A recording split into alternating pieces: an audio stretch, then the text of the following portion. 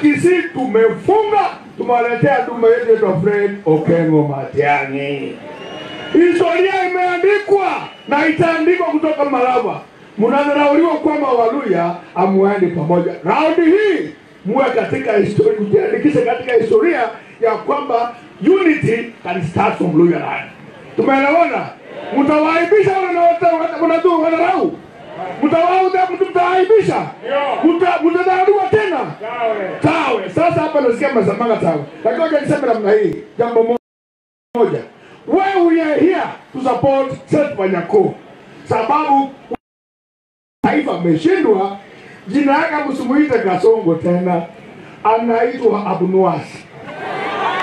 Mwenye kaya sa Abunwasi. Mnajua tunasema nini? Aliomba sufuria kubwa akaenda kupikia naye. Akangoja, akapelekea mwenye sufuria kadogo, akamwambia chukua hii sufuria kidogo ili kwamba upikie, uchukue yako baadaye.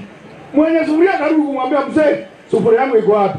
Akamwambia, sufuria ulipochukua mtoto wake, kile ambacho kinazaa huwa kinakufa. Sufuria yako ilikufa.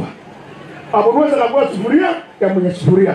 Sasa yeye sikiza Abunwasi, anachukua shamba letu, anajenga nyumba na pesa zetu, na Abunwasi anatuuzia hizo nyumba.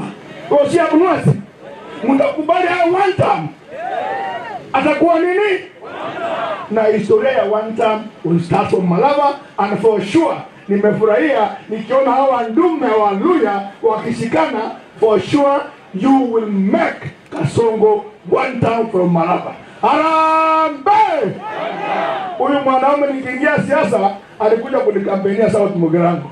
Hata nikapigwa mapanga, alisimama na mimi kidete. I have to come here and support this young man. You must support him to aibishe Kasongo and one time. Thank you.